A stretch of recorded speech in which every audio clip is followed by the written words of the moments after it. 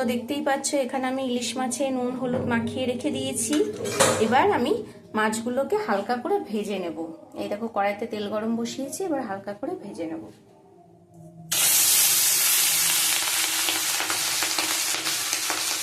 মাছ ভাজা চলছে।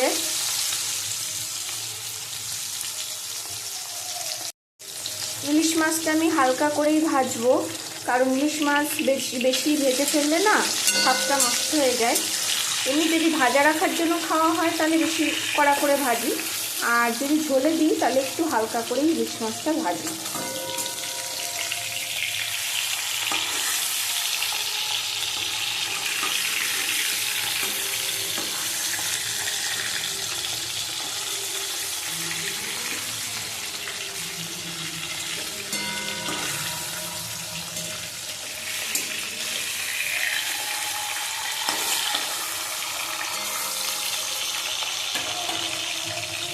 দেখতেই পাচ্ছ এবার মাথাটা ভাজা হচ্ছে। আমার মার পছন্দের মাছের মাথা, খুব সুন্দর করে ভাজবো। বেশি কড়া করবো না, যেহেতু ঝোলে দেবো তো। মাথাটা ভাজা চলছে।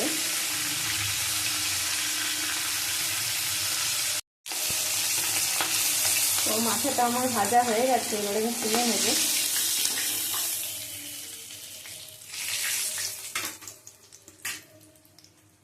তো দেখো ইলিশ মাছ ভাজা আমার কমপ্লিট। আর এই হচ্ছে ইলিশ মাছের তেল ভেজে রেখেছি। এবার আমি ঝোলটা করে ফেলবো। একটা ঝোল করব আর একটা ঝাল করব, কারণ ঝোলের থেকে ঝালটা বর বেশি পছন্দ করে। তো একটা ঝাল করব, একটা ঝোল করব, দুটোই রান্না করব।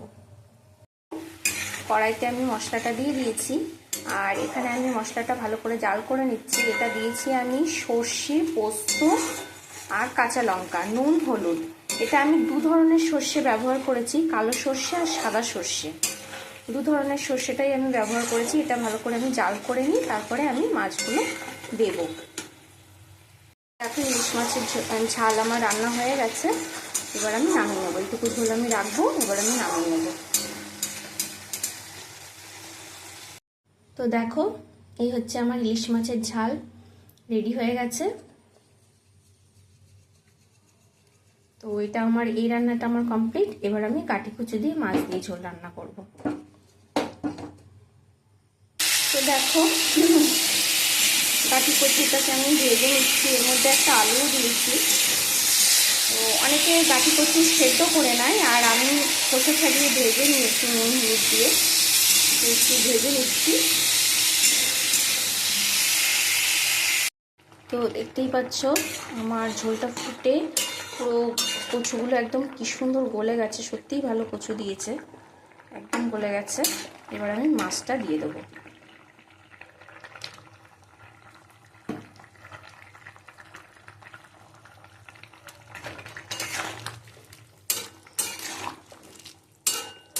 মাছটা দিয়ে আরও খানিকক্ষণ ফোটাবো।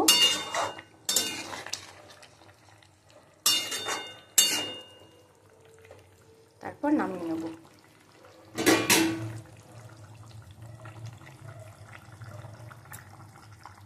তো দেখো মাছের ঝোলটা আমি নামিয়ে নিয়েছি।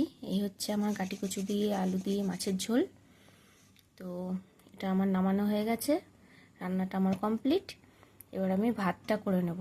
এখন প্রায় অনেক রাত হয়ে গেছে, এখনও তো বর বাড়ি আসেনি। তো গরম গরম ভাত এখন করে ফেলবো। সব রান্না হয়ে গেছে, এখন ভাতটা করা বাকি। তো এই ভিডিওটা তোমরা যখন পাবে তখন দিনের দিন দিতে পারবো না, কারণ ভিডিও এডিট করতেও অনেকটা সময় লাগে।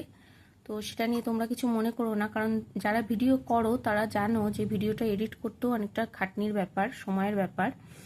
তো এটা রাতে বসে এডিট করে কালকে পোস্ট করব, এটা দিনের দিন ছাড়া তো আমার হবে না। তো কেমন হয়েছে রান্নাটা সবাই জানিও। আর এই ভিডিওটা আজকে এই পর্যন্ত, আবার দেখা হবে পরবর্তী ভিডিওতে।